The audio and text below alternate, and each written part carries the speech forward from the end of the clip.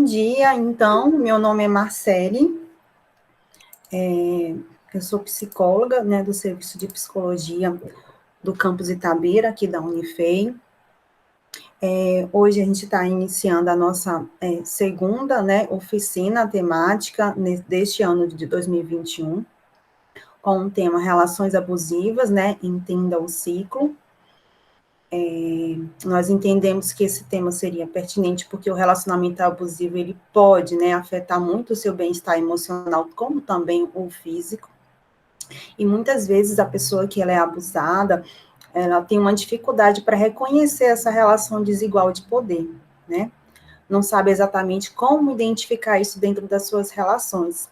Então, a gente entende que é muito importante aprender a identificar e sair dessas situações de abuso, né. Por isso a gente vai falar mais sobre o que é relacionamento abusivo e entender o ciclo, né, da violência, dessa violência, a partir da conversa com a Liliane Gomes. Ela é psicóloga e autora do livro Os Sintomas e Hematomas do Amor. A Liliane, ela é mestre em psicologia, né, ela é membro do Laboratório de Estudos e Pesquisas Feministas em Saúde Mental, Cultura e Psicanálise, e também docente, né, titular da Universidade Federal do Acre. Então, eu vou passar a palavra para a Liliane. Olá, bom dia a todas, todos, todes. Para mim é um prazer estar aqui podendo falar sobre essa temática, que é uma temática que eu já me dedico há algum tempo. Fico feliz, né, de conhecer pessoas novas, mas também de reencontrar algumas alunas, ex-alunas, né, poder pensar que ainda tenho algo a dizer para as minhas ex-alunas. É gratificante, assim, receber esse retorno. E espero que a gente possa ter um momento produtivo, enriquecedor, né, e que a gente possa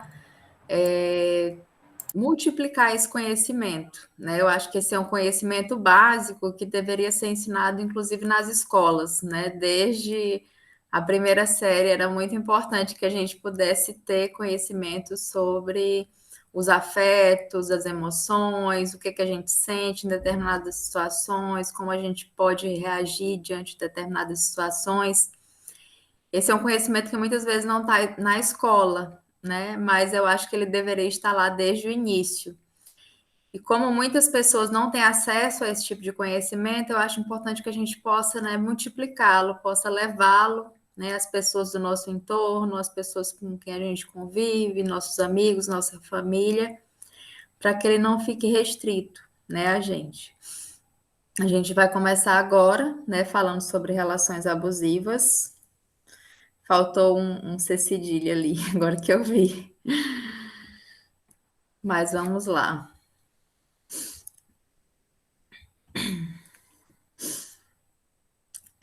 Relações abusivas. É importante ter em mente que as relações abusivas elas podem acontecer em diferentes contextos, né? Não somente entre relações amorosas, num contexto mais afetivo conjugal. Embora, né, os estudos que eu tenho empreendido, eles tenham esse foco das relações amorosas, mas eu vou trazer algumas exemplificações aqui para a gente pensar também essas relações abusivas em outros contextos que não se restringem a esses, né? Então, as relações abusivas podem acontecer em relacionamento de amizade, né? Esses amigos podem, de alguma forma, querer exercer um poder sobre você, querer determinar com quem você pode andar, com quem você pode se comunicar, né? Querer controlar, de alguma forma, as outras amizades que você tem. Então, isso pode ser também um reflexo, né, desse relacionamento abusivo.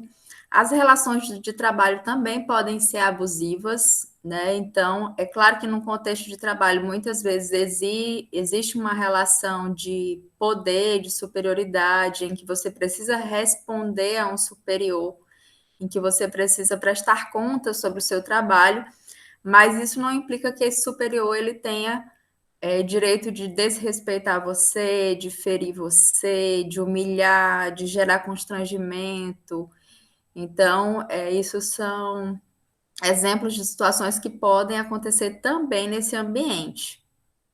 E aí a gente pode pensar, em termos gerais, que qualquer pessoa pode ser vítima, né, de um relacionamento abusivo, mas existem alguns grupos de pessoas que são mais vulneráveis, né, que estão mais vulneráveis a sofrer esses abusos. E aí, no primeiro ponto, a gente pode destacar as mulheres, né? E aí isso vai aparecer em diferentes contextos. No contexto familiar, as mulheres, né, têm esse destaque nos estudos que são feitos.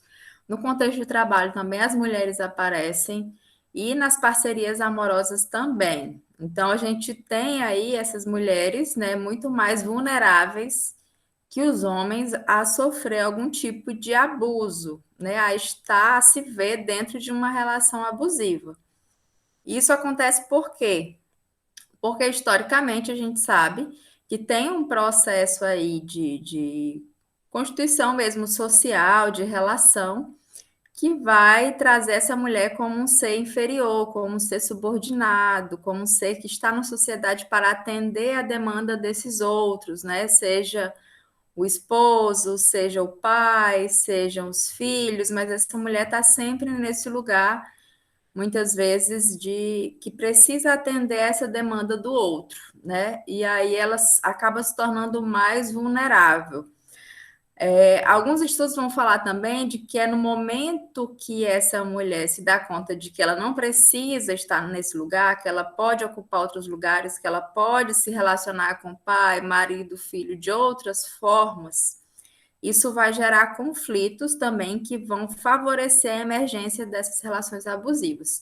Contudo, eu poderia dizer que essas relações abusivas elas já aconteciam antes, né? O que a gente pode pensar a partir desse reconhecimento dos seus direitos e da eclosão dessas violências de uma forma mais visibilizada, seria muito mais um reconhecimento, né? Seria muito mais trazer isso para a superfície, porque certamente as nossas avós, as nossas bisavós, ou até as nossas mães vivenciaram algum tipo de relação abusiva. Então, isso não é algo de agora.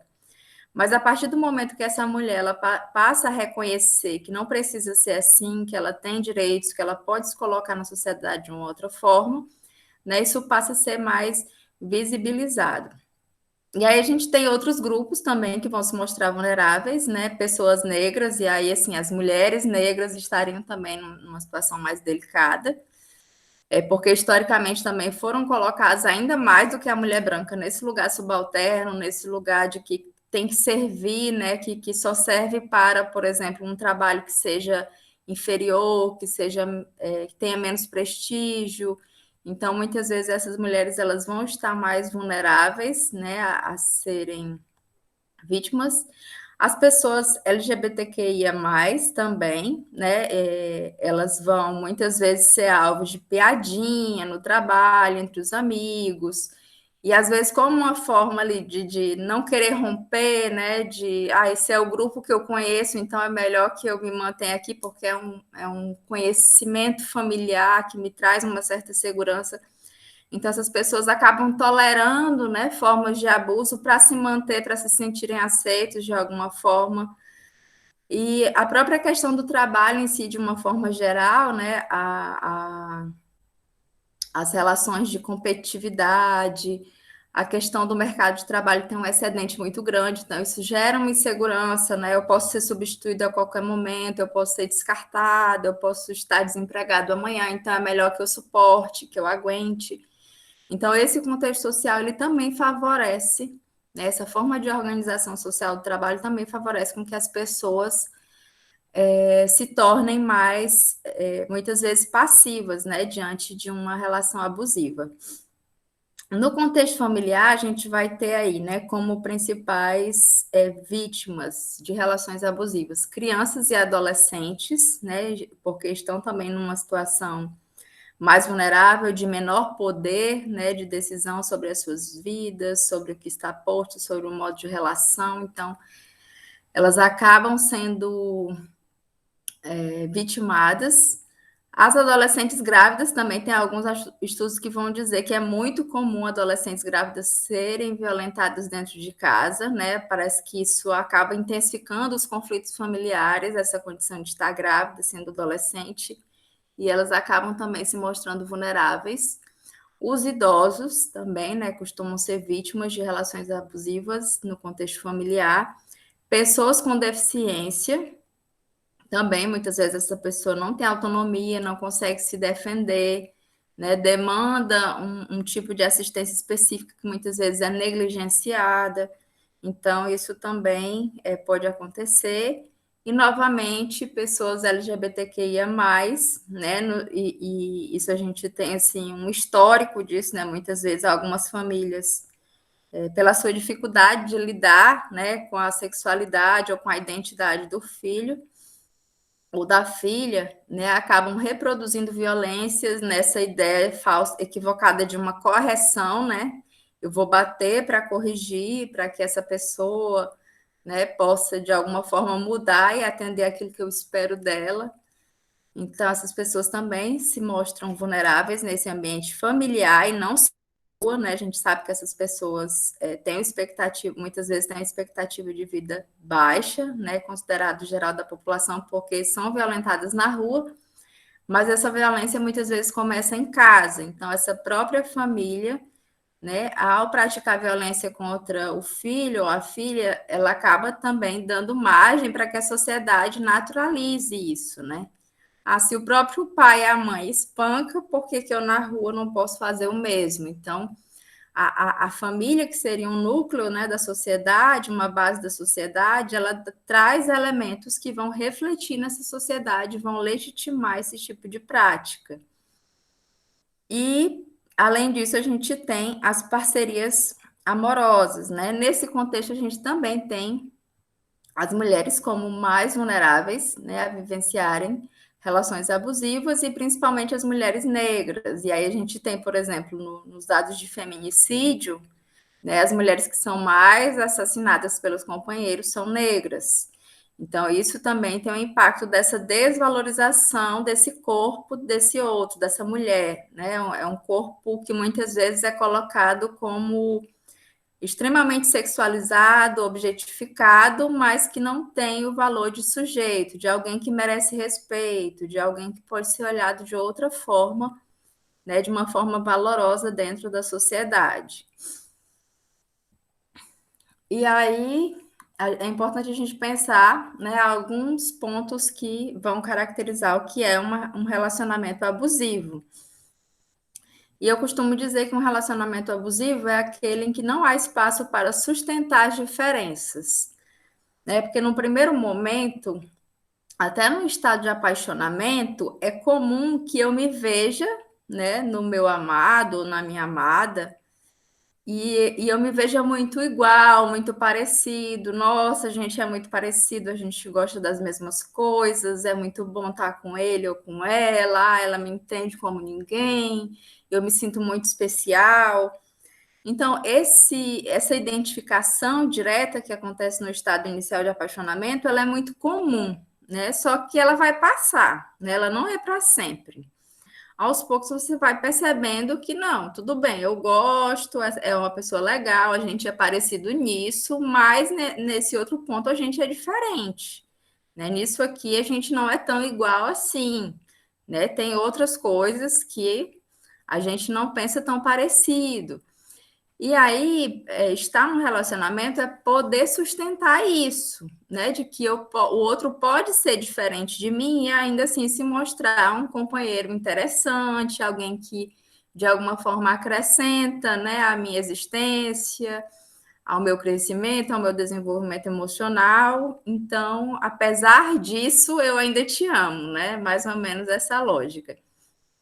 Só que muitas vezes, no momento em que essas diferenças emergem, né, esse parceiro, eu vou falar mais parceiro porque é o mais comum, né, mais comum que os homens pratiquem algum tipo de controle, mas não quer dizer que as mulheres não possam fazer isso, né? Há mulheres também abusivas, embora num número bem menor. E aí, esse parceiro, Quando ele se dá conta dessas diferenças, ele vai querer contornar isso. Não, peraí, você era igual, você pensava igual, você atendia tudo que eu queria, então você vai ter que fazer isso agora, né? Então eu vou querer controlar você de alguma forma para que você possa corresponder ao que eu quero, ao que você demonstrou desde o início do relacionamento, né? O que pelo menos eu projetei em você que você era assim. Então a gente vai ter aí um controle das roupas, por exemplo, né? Se outro precisa se vestir de acordo com aquilo que eu espero e não pelo que ele deseja, né? Comentários pejorativos sobre a aparência, né? Se esse outro, vamos dizer, eu quero que você se vista de determinada forma, mas você não me atende. Aí, quando eu vejo você vestido diferente, eu vou dizer que você está ridícula, que você está vulgar, né? Então, eu vou gerar um desconforto para você a partir daquilo que você escolheu, né, para estar. Aquela pessoa também que culpa você por tudo, né? Então, muitas vezes até inverte a situação, né? A mulher muitas vezes inicia uma briga por um motivo e esse companheiro inverte a situação a ponto de que depois essa mulher já está acreditando que a culpa foi dela, né? Que ela poderia ter evitado aquilo, que ela não deveria ter feito daquela forma. Então, essa mulher que também toma isso para si, né? E vai internalizando essa ideia com uma vai gerando assim um certo desconforto emocional muito grande, porque ela passa a pisar em ovos, né? Ela vai começar a ter receio de ser quem ela é, porque à medida que ela se expressa, isso pode favorecer a emergência de um conflito. Então ela fica acreditando que a emergência ou não desse conflito está na mão dela, né? Como se só dependesse dela evitar e que isso acontecesse. Aquela pessoa também que faz chantagem emocional, né? E aí essa chantagem tem diferentes níveis, né? Desde você não me ama até eu vou me matar, né? E aí isso vai gerar também uma instabilidade emocional na pessoa que está do outro lado, né? Poder se deparar com uma situação como essa e se angustiar com isso, porque imagina, né? Você fica naquela situação, nossa, mas ele vai se matar, e o que eu posso fazer para mudar isso? E se eu não fizer, provavelmente a culpa vai ser minha. Então, essa pessoa acaba muitas vezes atendendo a tudo que esse outro espera, né? Nessa perspectiva de que ele não venha tomar uma atitude drástica. Proíbe ou desestimula sua independência, e aí, tanto econômica como afetiva, né? O parceiro, por exemplo, não quer que a esposa estude, não quer que ela se desenvolva, não quer que ela faça um curso que ela sempre desejou diante de uma oportunidade. Muitas vezes não é só dizendo não diretamente, né? Não é assim, eu não aceito que você estude, mas muitas vezes criando obstáculos para que inviabilize esse desenvolvimento pessoal. Então, diretamente eu não digo nada, né? Você quer ir, faça, mas ao mesmo tempo eu vou criando obstáculos para que isso se torne mais difícil para você. E aí, nessas situações, se torna mais difícil também identificar. Autonomia, independência afetiva também, né? Eu gostaria de sair, de ter um momento com as minhas amigas. Eu não acredito, né? Como assim você quer então você não está feliz comigo, você não quer se divertir comigo, tem que ser com outra pessoa, como se essa pessoa tivesse que estar restrita, né, a essa vivência com o parceiro. Cerceia amizades e vínculos familiares. Esse é um ponto também importante e que muitas vezes favorece com que essa pessoa se mantenha no relacionamento abusivo, porque a rede de apoio familiar e de amigos é fundamental para que essa pessoa consiga sair. Né? Ela saber que tem alguém ali que pode ajudá-la, que pode ampará-la, né? Que vai aceitar a sua decisão. E se essa pessoa se vê sozinha, né? Ele é tudo para mim. Se eu deixá-lo, agora os meus amigos se afastaram, né? Eu briguei com a minha família, então eu vou recorrer a quem? Eu não tenho ninguém. Então é melhor que eu fique aqui, porque eu já conheço, eu vou tentando contornar essa situação. E essa quebra dos vínculos, né, ela acaba sendo muito prejudicial nesse sentido. monitora os seus passos, né? Aquela pessoa que quer saber exatamente, você tem que estar mandando toda hora foto do que você está fazendo, com quem você está.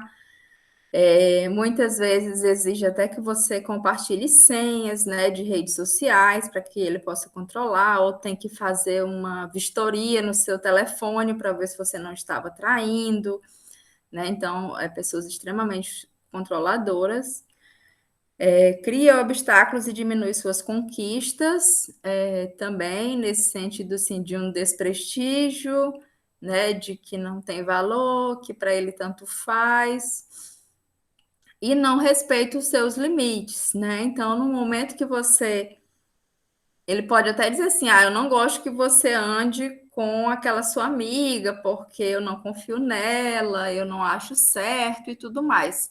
Mas você pode dizer: olha, eu entendo, né, que você não confia, até porque você não tem convivência com ela, ela não é sua amiga, mas ela é minha amiga, né? E há muito tempo, e eu não vou romper o meu relacionamento com ela por conta de uma insegurança sua. Mas muitas vezes, diante desse posicionamento, essa pessoa não respeita, né? Essa pessoa inicia uma briga, né? Começa uma situação, muitas vezes, de chantagem. Aí a gente vai ter aí uma relação de vários aspectos, né? Muitas vezes começa com uma única modalidade dessas, vamos dizer assim, e aos poucos as outras vão se manifestando. É claro que no início de um relacionamento, dificilmente isso aqui também vai aparecer. A pessoa não vai chegar para você já controlando a sua vida, determinando tudo, cobrando, né? Então, muitas vezes a pessoa se envolve numa expectativa ali apaixonada, né, desse outro que corresponde, e essas manifestações abusivas, elas vão sendo integradas ao relacionamento, né, de uma forma paulatina, né, e vão se intensificando com o tempo. Então, muitas vezes, esse parceiro, né, age de uma forma abusiva. Ele viu que ele conseguiu o que ele queria, né, uma tendência de que ele vai intensificando isso, né, que ele vai ampliando as formas de poder e domínio sobre a parceria amorosa. E aí, sobre o ciclo da violência, né, das relações abusivas, que é algo também comentado na literatura sobre o tema. E aí a gente vai ter, principalmente nas relações amorosas, esse aspecto de ciclo, porque a gente tem um vínculo aí, né? Então, o que que a gente vai observar? Por exemplo, os homens, eles sofrem muito mais violência na rua, né? No ambiente externo ao seu contexto de afetividade, relacionamento. Então, é um terceiro, por exemplo, que, sei lá, se desentendeu com ele, ou agrediu num bar, por exemplo. Só que se ele quiser nunca mais ver esse terceiro, nunca mais ir a esse bar, né, não frequentar mais esse ambiente, pedir aí de repente registrar um boletim de ocorrência, ele consegue de alguma forma, né? É claro que existem as exceções, mas de uma forma geral, ter um controle sobre isso, né? Se afastar dessa situação que gerou a violência. No caso das mulheres, não, elas sofrem muito mais violência dentro de casa, né, no ambiente doméstico. Então, ela não vai poder dizer assim, não vou mais andar em casa, né, não vou mais conviver com a minha família. De alguma forma, ela vai estar mais exposta a isso, e isso favorece com que essa violência ela tome esse formato de ciclo. Né? E aí, num primeiro momento, a gente teria aí uma evolução da tensão, né? Existe ali um clima que a mulher fica com receio até de poder falar alguma coisa, de alguma forma suscitar ali uma reação, começar uma briga. Então, fica um clima muito tenso. Um segundo momento, há uma explosão, e aí um incidente de agressão, né? Física, muitas vezes. E aí, geralmente, isso também é paulatino, né? Muitas vezes no início só há brigas, não há violência física, sim, mas há uma discussão, e isso vai evoluindo, né? No segundo momento há uma agressão, mas posterior a isso é muito comum que haja o que a gente chama de lua de mel.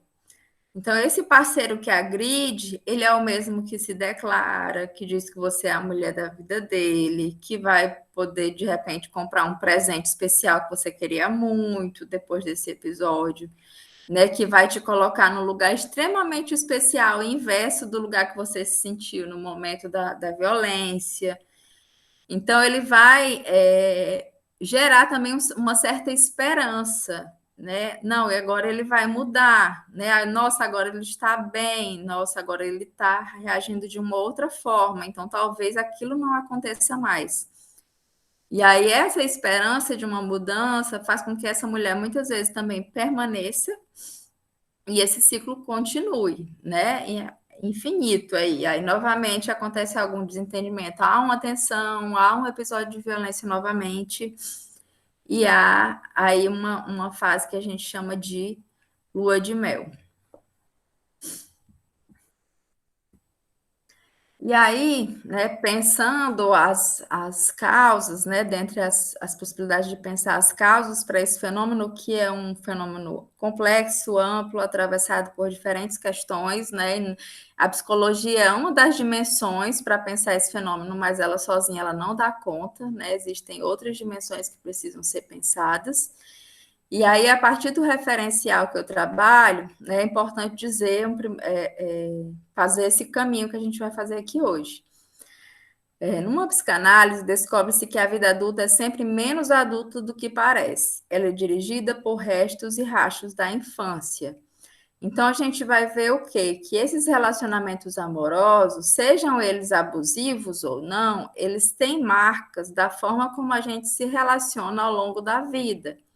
E principalmente da forma como a gente aprendeu a se vincular, né, a demonstrar afeto, a se sentir amado, na relação com aquelas figuras primordiais, né, que seriam os pais, os cuidadores da infância, pode ser uma avó também, um tio, as pessoas que deram essa referência no primeiro momento de vida, né? Então, numa perspectiva psicanalítica, é importante que a gente passe a pensar a partir daí, né? Não é do nada, simplesmente que eu vou me ver numa relação e, de alguma forma, estar mais vulnerável a ela, né? Existe um histórico aí de relacionamentos afetivos que eu construí ao longo da minha vida e que vão servir de base, né, para que eu possa me relacionar hoje dessa forma.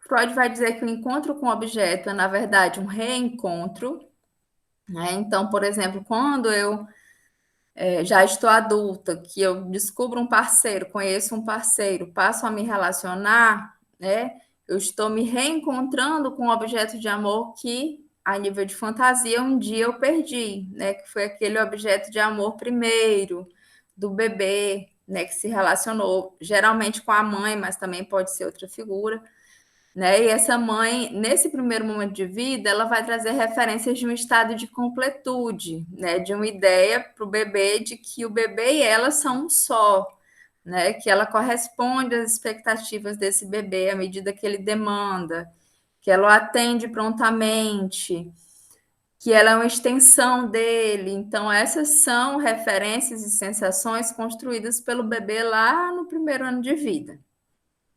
A partir disso, a gente vai ter nessas relações, por exemplo, o controle como uma experiência de cuidado, que também é algo vivido lá com os cuidadores. Então, tanto pode ser algo no sentido de que os meus pais eram extremamente super protetores, cuidaram muito de mim, né? Estavam sempre presentes, determinavam o que eu podia fazer e o que eu não podia, com quem eu poderia andar, com quem eu não deveria, que tipo de roupa eu deveria vestir.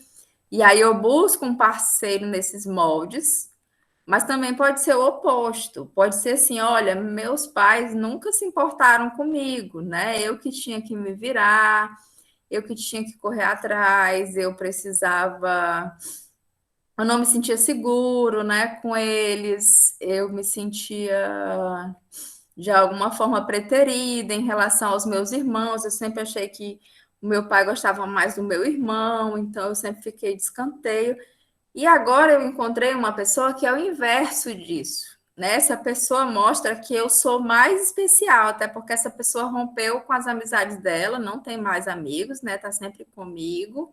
Então, eu sou a mais especial da vida dela. Essa pessoa quer saber de tudo que eu faço, essa pessoa se interessa por tudo, e esse interesse, esse controle muitas vezes vem mascarado, né, com essa ideia de um interesse, de um cuidado. Então, aquilo que eu não tive lá atrás, agora eu estou tendo, né? Aquilo que eu busquei a vida toda do meu pai e da minha mãe, agora eu estou tendo com essa pessoa. Então, tanto uma situação de repetição idêntica, né, quanto o inverso, né, a busca daquilo que faltou, podem ser também favoráveis para esse reencontro, né, onde esse outro ele exerce um tipo de controle, e esse controle muitas vezes vem como uma experiência de cuidado, né? Ele não quer que eu ande com essa pessoa porque ele se preocupa comigo, né? Se preocupa com a minha reputação. Ele não quer que eu use essa roupa porque ele também fica preocupado de eu sair na rua com essa roupa. Então, eu passo a criar justificativas, né, para entender essa forma de relação do parceiro. Num segundo momento, a gente tem aí o ciúme como comprovação de afeto. E aí isso também pode trazer referências da vivência entre pais e filhos e entre irmãos, né? Como que eu vivenciei esse ciúme lá na infância, né? Que sentimentos meus irmãos despertavam em mim, como manejado, se era intensificado ou não, se isso era nomeado ou não, né? Na minha família, ou simplesmente as pessoas sentiam ciúme mas isso não tinha um espaço para ser entendido o que estava acontecendo ali. Então, muitas vezes esse sentimento, né, ele vem também trazendo referências como uma comprovação do afeto, né? Se não tem ciúme, então não me ama, né? Não gosta de mim, então é necessário que tenha ciúme. E aí, esse ciúme, de alguma forma, também é um dos combustíveis, né, para esse controle. E mais à frente a gente tem a separação como um processo necessário à constituição dos sujeitos. E a necessidade de aceitação da vivência em um mundo sem garantias. O que seria isso? Quando o bebezinho nasce, como eu falei, ele tem uma relação tanto quanto simbiótica com essa mãe ou a figura de cuidado que vai exercer esse papel, né? E essa figura, ela não é só a que dá alimento, mas é como se esse alimento ele fosse atravessado por algum tipo de afeto, né? De emoção, de relação que passa para essa criança. E, num primeiro momento, a criança acredita que ela e a mãe são um só. Aos poucos, ela vai conquistando uma separação dessa mãe, o seu mundo vai se ampliando, né? Essa relação, ela deixa de estar restrita ao seio, por exemplo, essa criança começa a descobrir outras pessoas, né, da família, passa a explorar mais o seu ambiente, a dar os primeiros passos, passa a falar também, né? Passa a dizer o que ela quer, né? A mãe vai dizer, você tá chorando, geralmente quando é o bebezinho, né? Você tá chorando porque você tá com cólica, então tome remédio. Você tá chorando porque você tá com fome, então tome peito. Quando a criança tá maiorzinha, ela já consegue dizer, né? Quero leite, quero ir ao banheiro, quero água. Então essa criança, ela com a aquisição da linguagem, isso facilita também com que ela ascenda a condição de sujeito e possa se mostrar um ser, né, separado dessa mãe. Esse processo ele é fundamental para o desenvolvimento da criança, né? Se essa criança fica lá totalmente presa a essa figura materna, isso é prejudicial ao seu desenvolvimento. Então, à medida que ela vai avançando, e aí a gente tem nesse processo a conquista de uma das primeiras palavras que a criança fala, que é o não, né? Muito comum ali por volta dos primeiros anos de vida, né? Além de mamar, papá, que são palavras também comuns, né? Que a criança adquire logo. Mas o não, ele é uma palavra que muitas vezes, quando a criança aprende, ela repete muito. Então, você diz, às vezes, até coisas que ela quer, mas como ela percebeu o poder daquela palavra, ela passa a exercitar de várias formas. Então, você diz, você quer sorvete? Não. Né? Você quer assistir um filme? Não. Então, essa criança ela vai brincando, né, com o poder dessa palavra do não. E isso o não é uma aquisição importantíssima para que eu possa determinar essa separação, né? Isso que é diferente, isso que eu não quero, isso que eu não aceito. Só que ao mesmo tempo que a aquisição do não, ela tem um valor importante, né, nesse processo de desenvolvimento, a conquista desse não, ela é difícil de sustentar, né? E aí, se a gente pensa no universo feminino, mais ainda, né? Essas mulheres, muitas vezes, elas são interpeladas, né, a não se colocarem, a não usarem o não, né? O seu poder de não, de separação, de dizer que não quer, que não aceita daquela forma. Então, as mulheres, elas costumam ser interpeladas para sempre dizer sim, para atender aquilo que o outro espera, né? Nessa expectativa de uma aceitação, de ter o amor do outro. Então, da mesma forma como o não, ele foi importante para o bebê lá atrás, né, nesse processo de constituição, ele vai ser fundamental aqui, né? Só que à medida que eu coloco o meu não, que eu estabeleço essa separação, eu preciso encarar também a vivência de um mundo sem garantias. Por quê?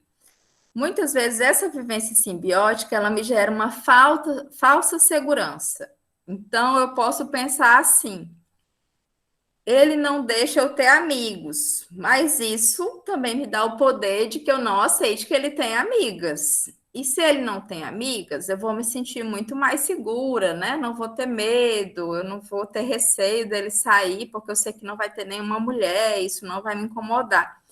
Então, eu crio uma falsa sensação de segurança, né? Que de alguma forma faz com que eu replique isso, né?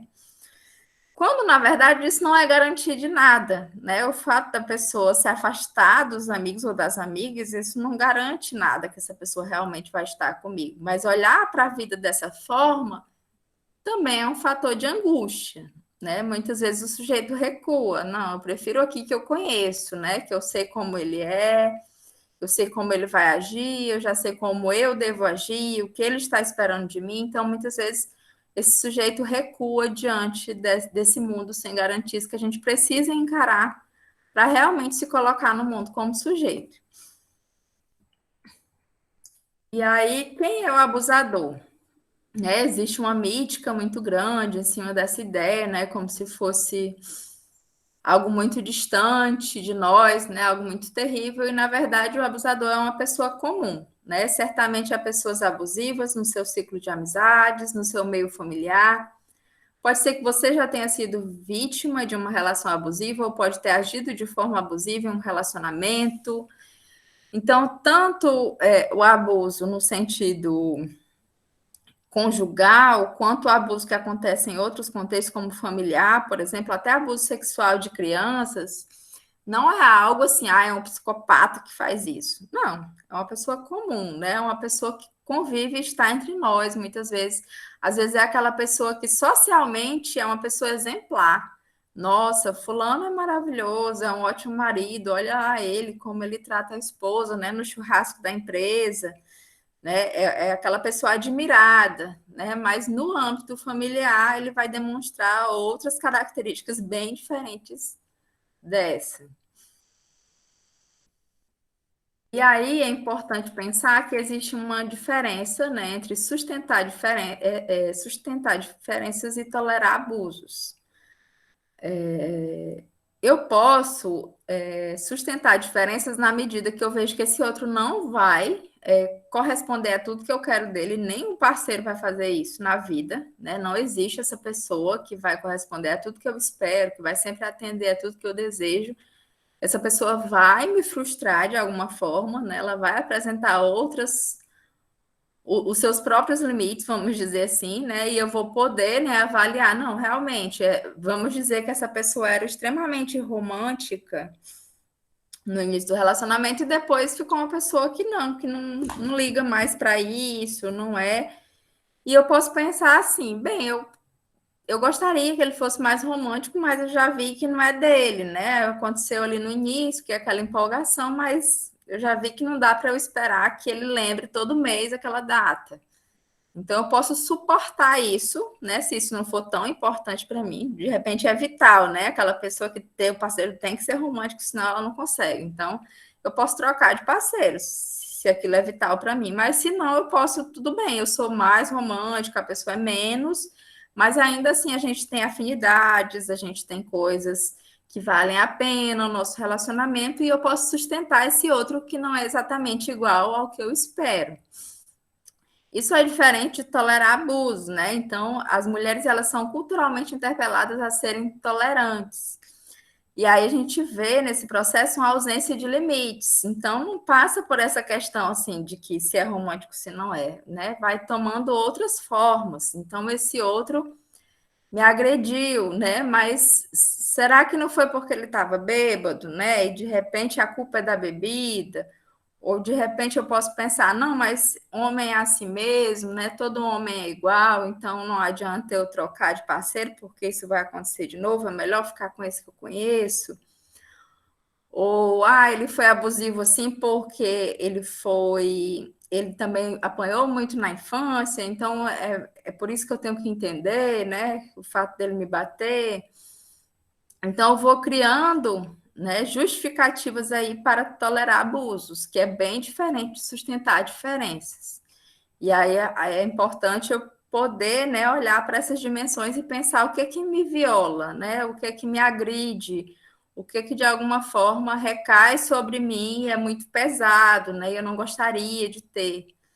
E aí essa demarcação dentro dos relacionamentos ela é muito importante.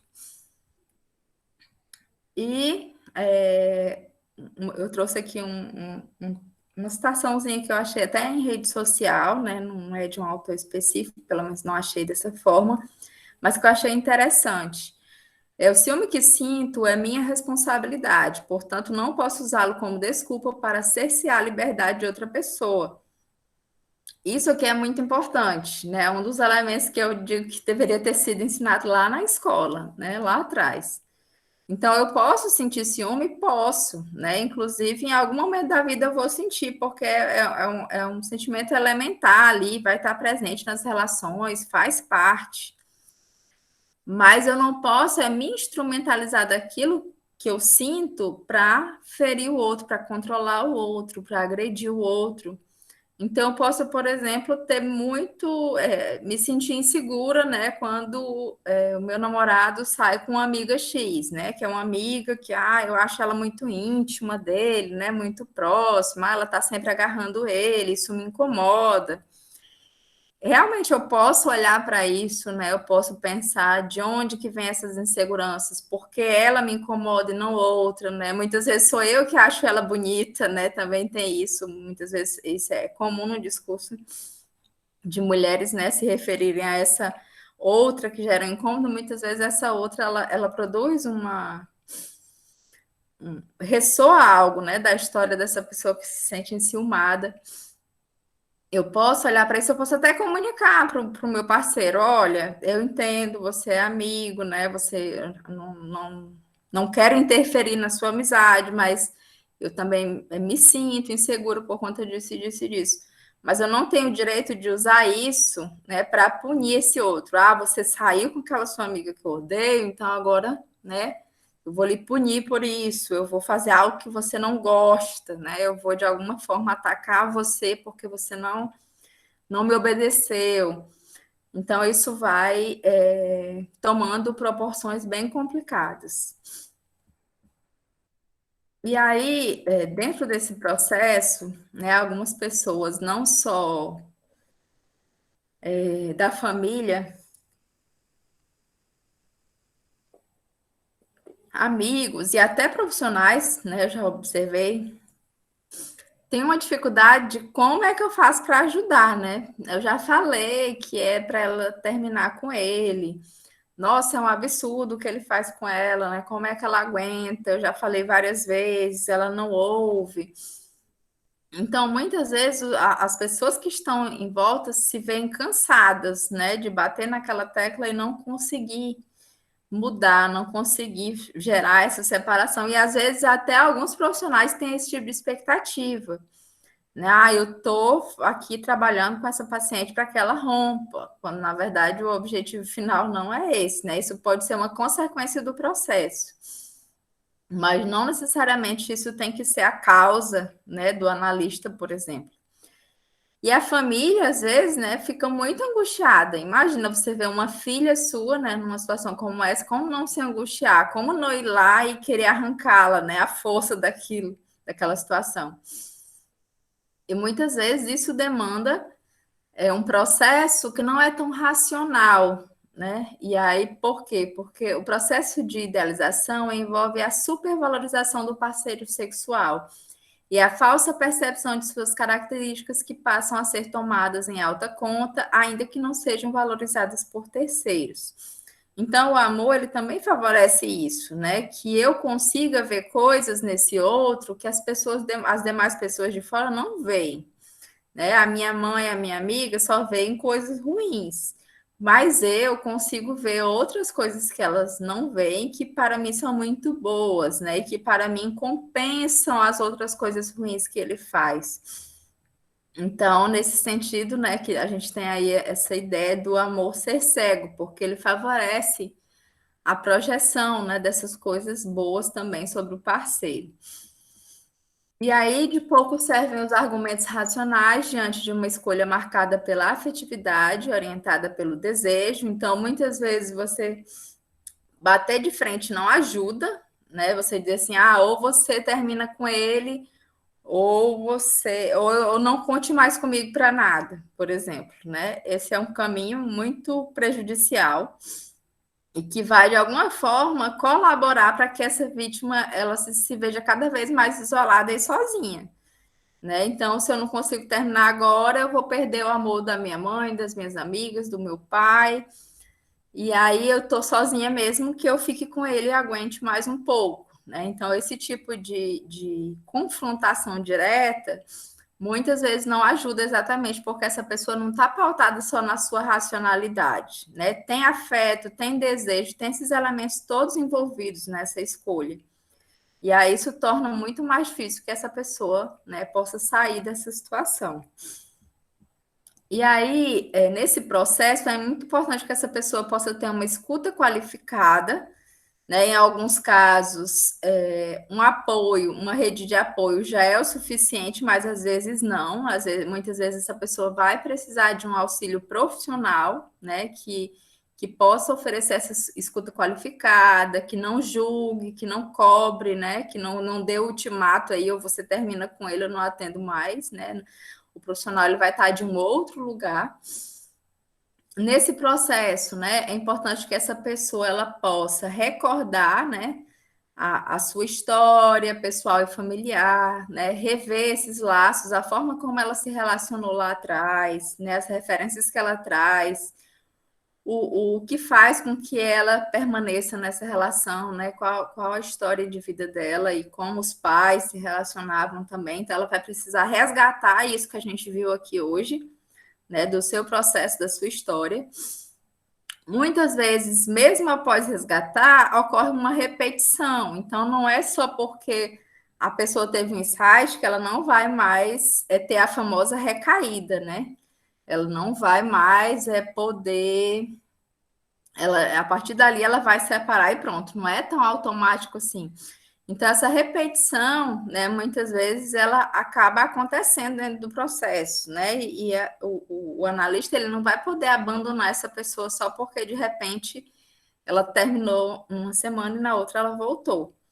E essa volta, essa repetição, muitas vezes ela acontece por questões também inconscientes, né? A gente pode pensar numa identificação com o lugar de vítima, né? Então, a gente tem toda uma narrativa social que favorece essa identificação com a vítima. As próprias novelas, né, as histórias, os filmes, o que eles trazem? Né? Aquela mocinha que sofre, sofre, sofre, e no final ela tem a recompensa. Né? Ela tem o príncipe encantado, ela é feliz para sempre. Então, a gente tem narrativas que ressoam no nosso inconsciente dessa ideia de que eu vou sofrer agora, mas no final, né, ele vai mudar, ele vai ficar comigo, ele vai reconhecer que eu era a mulher que estava com ele no momento mais difícil da vida dele, fui eu que não abandonei, né, enquanto a família dele abandonou, por exemplo. Então, essa mulher vai, muitas vezes, alimentando, né, essa identificação com esse lugar de vítima, na perspectiva, muitas vezes, inconsciente, né, de uma recompensa. No final disso, muitas vezes, é uma recompensa que não vem, né? E aí a gente tem, nos casos mais graves de violência, a gente vai ter o próprio feminicídio, né? Onde essa mulher não vai ter uma segunda chance. A gente tem, nesse processo de repetição, muitas vezes, uma culpabilização da vítima, né? Aí vem, eu já falei, essa mulher faz isso porque ela gosta, né? Essa mulher não aprende, essa mulher merece isso. Então, nesse processo de repetição, a gente também vai ver nessa culpabilização, mas essa culpabilização, ela não ajuda, né? Ela muito mais atrapalha. E ela não deveria ser feita por amigas, pela família e muito menos por profissional, né? Por profissional é algo inadmissível. Se com relação à família a gente não tem necessariamente o controle, né, de como essas pessoas vão reagir, mas um profissional ele não pode se colocar nesse lugar. E nesse processo de repetição, ele também é permeado por uma certa fantasia, né, de um controle, de que é aquilo que me é familiar, né? Aquilo que eu de alguma forma reconheço. Então, é melhor me envolver aqui, que eu já sei como reagir, do que eu começar do zero. Eu vou ter que conhecer outra pessoa. E se eu não gostar, né? Mas ele disse que eu sou a mulher da vida dele, então eu vou me relacionar com outra pessoa que eu nem vou ser tão importante assim. Então, é como se o fato de já conhecer aquela história também favorece essa fantasia de controle pela manutenção, né? Que é o mesmo mecanismo do sintoma, da pulsão de morte, né? Disso que vai nos encaminhando para esse lugar de repetição que é adoecedor. Porém, nesse processo, né, é importante que a gente possa ter como horizonte o processo de elaboração, que seria essa transformação do sofrimento, né? A possibilidade de olhar para isso, para essa história, para isso que se repete, né? E poder transformar e construir novos sentidos para isso, e poder adotar um novo posicionamento diante da vida. Só que, assim, isso não acontece numa semana, né? Isso não acontece em um mês. É claro que, assim, para situações extremas, a gente tem alguns recursos, né? A lei, as casas-abrigos. Então, às vezes, a gente precisa de uma medida imediata para proteger aquela mulher, a gente vai recorrer a isso. Mas um processo de mudança interna, né? Um processo que é construído dentro da história do sujeito, ele não vai ser mudado em uma semana, né? Não é porque eu vou ler Freud para paciente que ela vai, nossa, agora entendi tudo, né? E não vai mais acontecer. Não é assim. Então, é importante poder sustentar esse processo, né? Inclusive, suportar essas recaídas, essas repetições que vão acontecer para que esse sujeito possa se dar conta delas, né? E aí isso, muitas vezes, é favorecido por um processo analítico. E, por fim, né, essa mensagem aqui, relacionamento saudável existe, lembre disso, para que a gente possa pensar realmente que existem outras formas de relação, que homem não é tudo igual, né? A gente fica muito preso nesse discurso, isso acaba favorecendo, né, esse tipo de ideia. A gente possa questionar essas verdades absolutas que são transmitidas para a gente, né, sobre o amor, sobre os relacionamentos. Aqui eu trouxe um número, né, 180, que é um número de escuta e acolhida qualificada, né, de denúncia desses casos, mas assim, numa situação emergencial, você liga o 190, que geralmente é a polícia militar da sua cidade, né, então o 180 é aquela situação assim, eu vou denunciar, mas o crime não está acontecendo exatamente agora. Mas se é a minha vizinha que está aqui do lado gritando, né, pedindo ajuda, não é para o 180 que eu vou ligar, eu tenho que ligar para a polícia vir na hora, né? Eu preciso intervir sobre isso na hora, eu não posso me omitir. E aqui as referências, né, que eu utilizei, o meu livro, caso alguém tenha interesse, ele está disponível na Amazon, na Editora Pris, nas Americanas, em alguns sites que vendem, né, livros, vocês vão encontrar. E é isso. Aí eu vou abrir agora para as perguntas.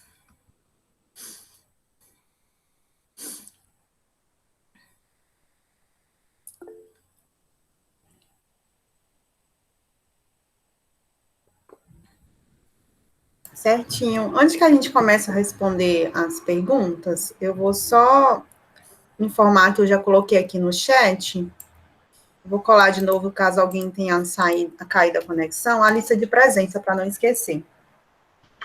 A gente tem uma pergunta que foi feita previamente, né? Que a gente abriu a caixinha de perguntas nessa oficina previamente. Tem uma pergunta de uma participante, que é a Camila.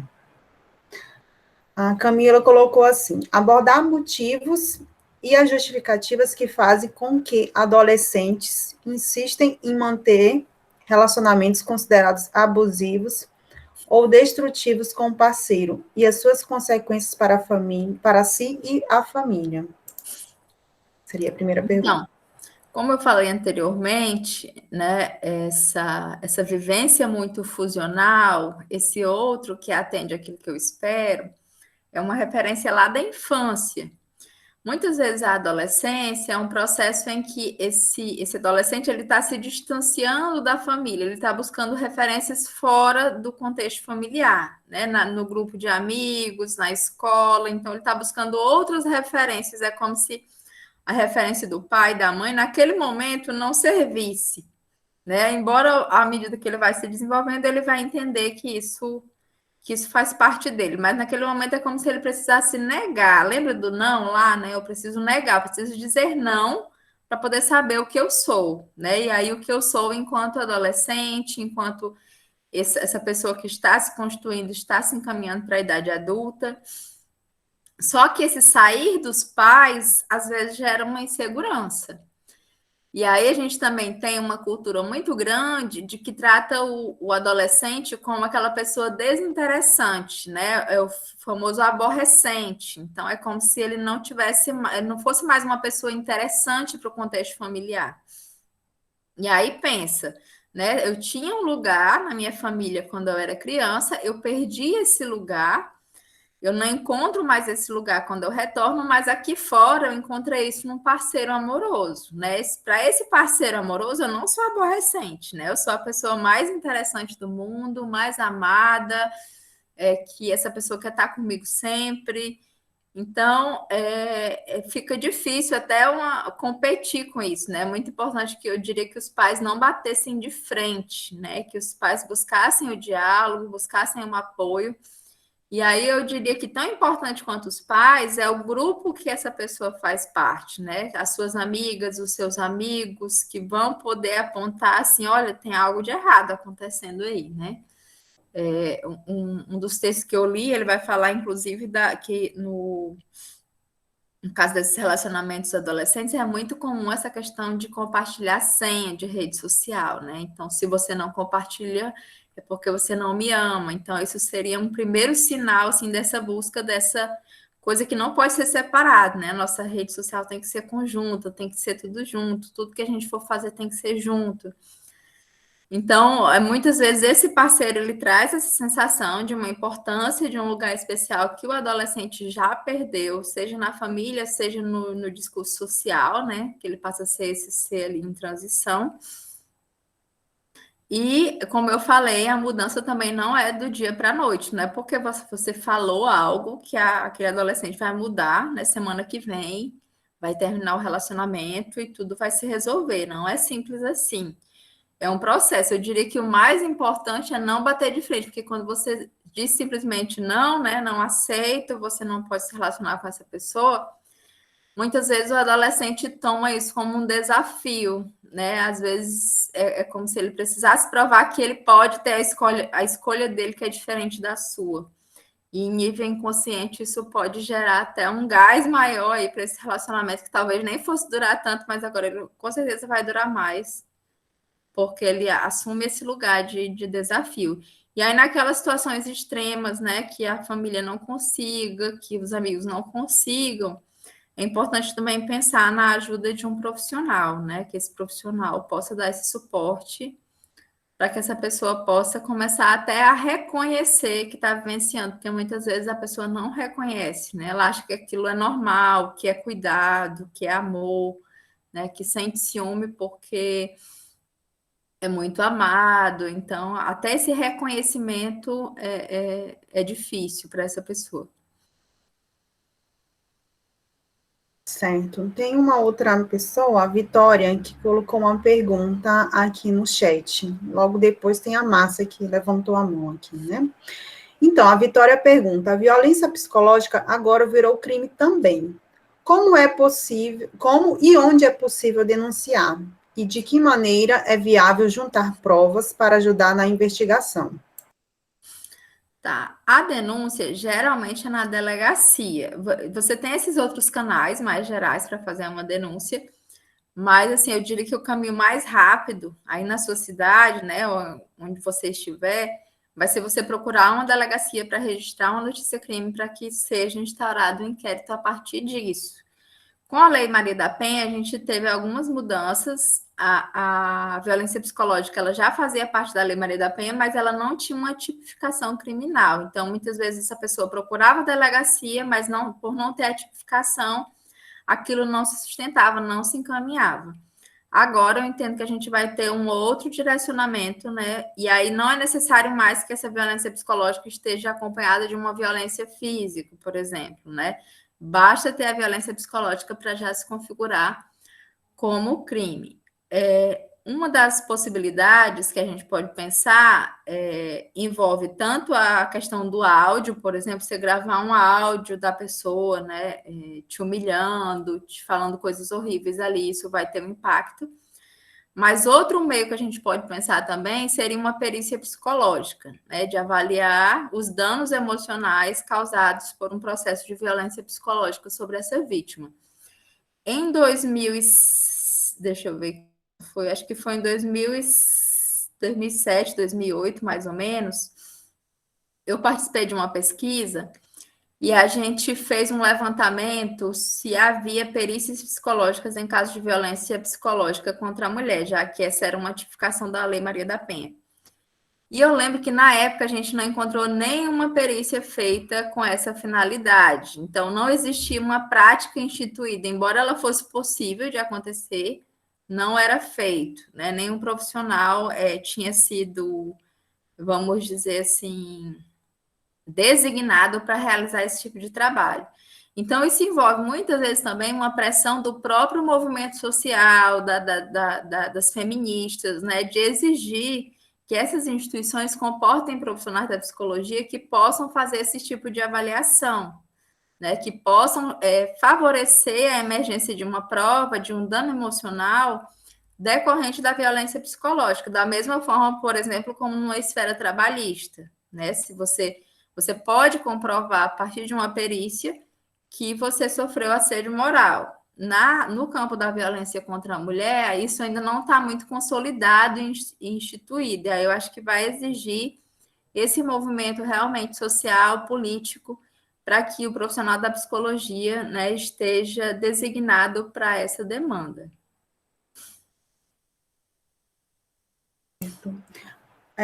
Recentemente a gente teve um caso, né, que foi muito divulgado a nível nacional, que é o caso daquela esposa do DJ, né, Ives. No caso, ela gravou vídeos, né, como a Liliane mesmo falou, pode ser o áudio, às vezes print de conversa, pode ser uma testemunha também, alguma pessoa que já tenha presenciado algum tipo de situação, porque geralmente a pessoa que tem esse comportamento abusivo, ela tem uma tendência a repetir esse comportamento, né, em várias situações, seja dentro da família, no círculo familiar, em algum momento, né, esse comportamento ele vai se repetir, não somente entre a vítima e o abusador, né, às vezes uma pessoa que trabalha na sua casa, uma pessoa que está próxima a você, então, também pode servir como testemunha, né? Tem a Márcia que levantou a mão. Márcia, sua pergunta. Bom dia, Liane, Marcelo, bom dia a todos. Que bom, é sempre bom estar falando sobre a questão da violência, né? Estão me ouvindo? Normal, né? Sim, estamos ouvindo. Bom dia. Então, é um assunto que me interessa muito. E essa questão do abuso, das relações abusivas, Liliane, que você falou, começou a falar da infância, né? Que isso não aparece do nada, isso não aparece no primeiro namoro, né? Isso já vem de um histórico, assim, né? De lá de trás, de quando você era bebê, ou você era, né? Criança. Então, assim, eu vejo, ultimamente, eu tenho pensado muito, né, nessa questão das relações abusivas, em várias situações, não só, né, de relacionamento amoroso afetivo, mas de trabalho também, né, que a gente tem vivenciado, ou a gente, ou amigas, né, tem vivenciado isso, e é uma coisa que entristece muito, porque é adoecedor, né, isso é muito adoecedor. Eu Sim. queria saber o seguinte, por exemplo, eu vou falar do meu caso. Eu sou a 14ª minha filha, né? Então, assim, foram 14 filhos, né? E foi assim, de uma forma de condição, de época financeira, de estrutura do casal, era aquela de você disputar, né, o amor, a atenção da mãe, dos pais, porque era muita gente para disputar esse amor, né, essa questão. Então, a gente percebe que essa questão da carência do amor lá atrás, ou da necessidade, ou dependendo da personalidade, né?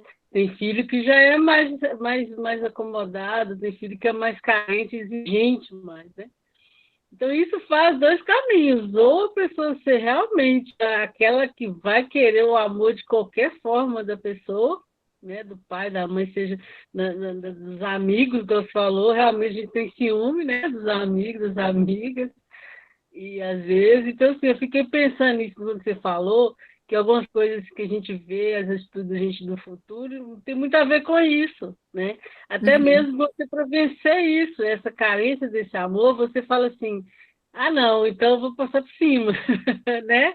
Aí você já Sim. vai para o outro lado, que já é o lado da pessoa que vai violentar, né? Sim. Porque eu não tenho, né? Eu não tive essa atenção, então eu vou ser essa pessoa que vou agredir, que vou brigar e agarrar com unhas e dentes para ter esse amor e vou replicar essas minhas relações, seja na infância, dos coleguinhas, vai crescendo, né, na relação. Ou você vai sofrer, ou você vai ser aquela pessoa que vai ser a que vai oprimir, né? Porque às vezes você está Sim. no adulto todo oprimido. A gente tem que pensar que na vida da gente, a gente tem que ter bem essa assertividade, que às vezes a gente se coloca no lugar do opressor também, né? Sim. E, e no relacionamento amoroso também, né? Então, assim, Uhum. isso que tem essa questão da codependência, eu acho que deve ser isso, né, Leandro? Essa codependência desse relacionamento, entendeu? Seja de como opressor, como oprimido. Que, igual o caso, por exemplo, não entende aquela coisa daquela criança, daquele moço que estava violentando os filhos das namoradas, né? Pra você ver, você não, né? Não sei que coisa é aquela. Né? Vocês são psicólogos, vocês entendem essa questão. Mas o que está por trás disso, de querer ser um agressor dessa forma, do inocente, do vulnerável, né? Mas a gente, talvez em escala menor, ou nas relações, as coisas mais simples, essa falta de amor, essa falta de atenção que a gente acha que a gente não teve, e às vezes teve e a gente não acha suficiente, a gente tem leva isso para as relações, né? No Sim. trabalho, a gente usa da instituição para ser violento com o usuário. A gente usa do nosso poder, do nosso status de uma profissão, para ser violento e agressivo. E no relacionamento amoroso, também acho que isso não muda. A gente usa de uma certa condição. Por exemplo, muitas mulheres que são provedoras da casa, né? Elas mantêm a casa, às vezes o marido ou o companheiro não tem a mesma condição, mas ela também oprime, né? Nesse Uhum. sentido de se colocar no lugar. Não estou aqui defendendo, por favor, né? Essa questão de, né, não estou defendendo. Estou falando assim, enquanto pessoa agressora das várias relações que a gente é, sim, infelizmente, nós somos agressores também, nós mulheres também, às vezes dos nossos filhos, né, dos nossos irmãos e pais. E eu fico muito preocupada com isso, porque isso é uma coisa lá de trás, né? Essa questão do amor e essa vivência do relacionamento afetivo que você tem que, né, estar ali para agradar, você tem que estar ali para. O ciúme é uma coisa, uma prova de amor, que ainda hoje ainda isso é muito forte, né? No relacionamento afetivo, que ter ciúme, né? Eu conheço uma pessoa que tristemente ela falou assim, lamentavelmente, ele não me cobra nada, como se fosse, olha pra você ver, como se fosse uma falta do relacionamento. Ele não me cobra nada e ela não está satisfeita, porque ele não cobra ela nada. entendeu? Cobra assim, de não sair, de Uhum. não, sabe? Ela parou de fazer umas coisas, né, de dança que ela gostava, porque não, ela se ofereceu, falou, não, eu não vou mais, mas eu não vou fazer mais, não vou fazer mais dança, essas coisas. Olha que triste, então assim, é falta de experiência, eu acho, né? Às vezes a mulher, às vezes, vem para o relacionamento muito ser inexperiente no sentido. E aquelas que entram de novo, é a experiência do reproduzir esse padrão de violência, de dependência, é muito difícil. A codependência é uma coisa doente mesmo, né? Precisa ser tratada mesmo. E é isso que eu queria falar. Gostei de você ter falado essa questão da infância aí, que eu pensei muito na minha situação enquanto de dividir amor, entendeu? Eu poderia, né, ser uma pessoa que estaria, né, dos dois lados, um lado do outro. Eu não sei que momento que eu pude romper, o que eu rompi, né, com isso, em algum momento que eu não pensei, mas é muito bom mesmo. É isso que eu queria dizer. Obrigada. Tem mais alguém que queira fazer alguma pergunta, Liliane?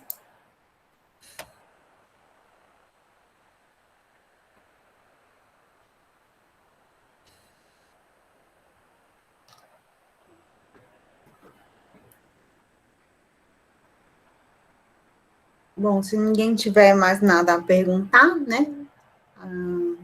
Só relembrando de pedir a quem não preencheu a lista de presença ainda preencher, né? Avaliar o nosso evento, dar um feedback, né? Sobre o que assistiu aqui, a gente poder melhorar os próximos, né? E seria isso mesmo, Liliane, quiser falar alguma coisa? Não, só agradecer o convite, né? Eu acho muito importante, como eu falei no início, que esse assunto, né, ele não fique restrito a alguns âmbitos, por exemplo, ao âmbito da universidade. Eu acho importante que a gente possa multiplicar, né, essa informação, talvez a gente às vezes não muda, né? Como a Márcia falou, né? Tem uma amiga minha que pensa assim, às vezes a gente não vai mudar dando a nossa opinião, mas às vezes a gente gera uma dúvida, né? Gera ali um certo tipo de questionamento. Será que eu estou certa mesmo? Cria um espaço para dúvida nessa pessoa, né? Acho que a gente não precisa ir com essa pretensão já de mudar o outro, né? De fazer o outro sair de um relacionamento, mas de abrir um espaço para o questionamento, para a dúvida, para que essa pessoa possa rever. E aí, assim, numa situação de emergência, a gente não vai conversar, tá, gente? A gente vai ligar para a polícia, né? Isso eu estou falando em situações em que a violência não está acontecendo naquele momento. Mas numa situação emergencial é importante que a gente tenha em conta de que a gente precisa realmente acionar, né, a justiça. Não é porque a gente está buscando entender o processo que isso justifica a gente não acionar, né, a polícia, a justiça quando a gente precisa. Então, uma coisa é separada da outra. Eu posso entender, né, que esse outro ele tem os seus traumas, ele está repetindo coisas, mas isso não dá o direito de que ele venha me violentar, né? E a partir disso eu vou precisar recorrer aos meus direitos sobre essa situação. A Márcia levantou a mão? Rapidinho, o narcisista, ô Liliane, ele é sempre, na maioria das vezes, ele é um agressor. Então, em psicanálise, a gente costuma dizer que o narcisismo ele é constituinte, ele está em todos nós. E as próprias relações amorosas são relações narcísicas, né? Quando a gente quer o amor do outro, a gente quer, em alguma medida, né, um retorno para a gente, algum tipo de gratificação. Nas situações extremas, né, que algumas pessoas denominam como narcisista, que é essa pessoa que teria isso como um aspecto muito próprio da sua personalidade, né, a gente pode pensar que há uma intensificação, né, desse narcisismo, para além daquilo que é comum a todos nós. E aí, eu não vou dizer que todos, né, em psicanálise a gente nunca generaliza, então a gente não pode dizer que todo narcisista vai ser um agressor, mas a gente teria aí uma personalidade mais favorável, né, a esse tipo de prática. Entendi, obrigada.